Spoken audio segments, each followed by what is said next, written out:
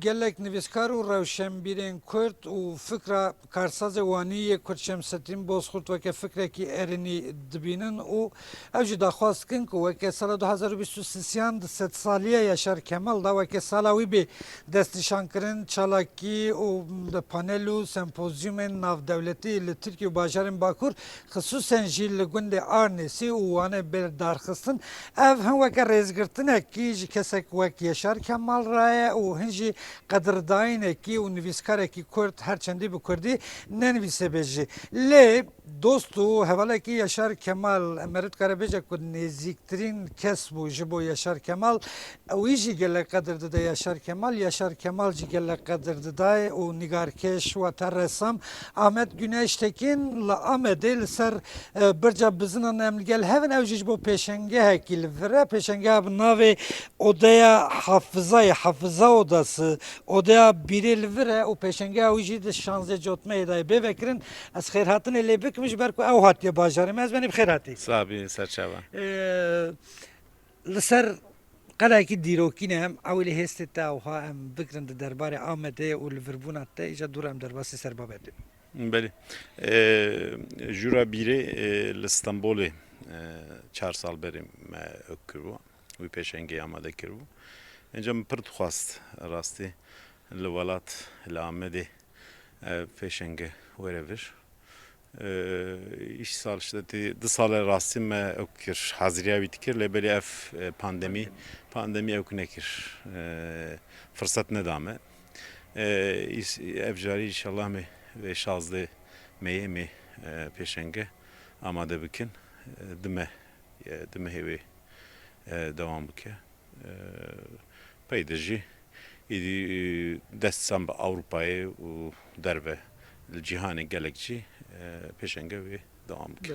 Ser xêrê be ji bo me Kurdan jî cî şanaziyê ji bo hunerhêzan jî ez benî îja axaftinê da got nêzîktirîn kesê Yaşar Kemal yek jî hûn bûn pêşniyazekî karsazekî wanî Şemsettin Bozkurt heye dibêje biraz sedsaliya wî da sala 2023 weke sala Yaşar Kemal bê ragihandin di vî derbarê da nêrîna we jî me merak kir. Rastî ev fikir ne fikrekî nû ye ev fikir çend sal e hebû lê belê kesek ew kî nekir fazla rastî wekî kampanyayekî çê nekirin ama fikrekî mühim e ez gelek mühim dibînim parîkî belkî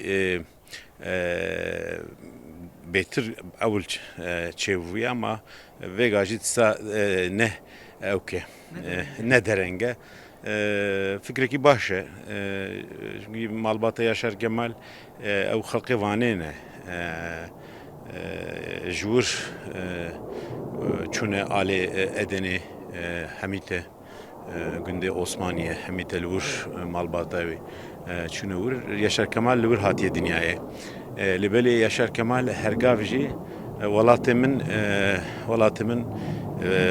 Van e Kurdistan e ewkawî fikrê wisa bû rastî pir ewkî dikir pir jê hez dikir pir dixwast welatê xwe ew kive yani millet jî zanin be xelkê wanê Kurd e ewkawî hebû ev fikir tabi fikrekî baş e 2023 de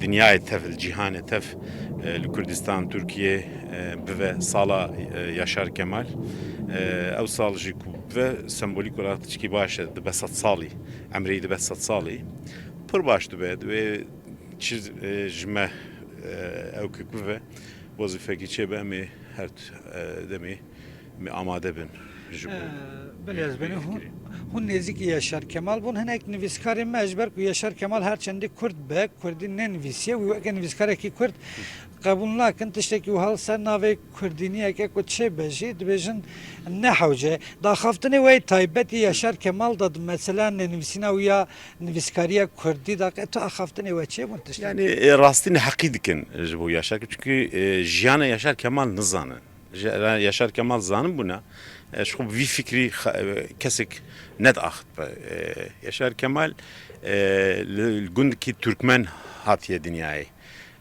di nava Tirkiye de mezin bûye bi zimanê Tirkî mezin bûye malbata wî diya wî bi Kurdî diaxivî tiştê ku dayka xwe hîm bû hew qas ama zar û li derve mezin dibin.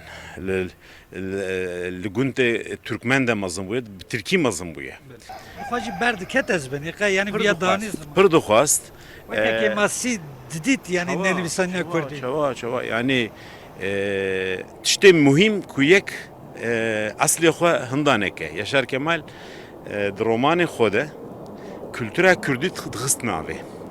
Ya çîrokekî dengbêjî meselekî dixistin navê wextê ku mirov Pirtûkê dibîne mirov Evdarê Zênikê jî dibîne Ehmedê Xanê jî dibîne Feqiyê Teyran jî dibîne bi awêkî dixist nav.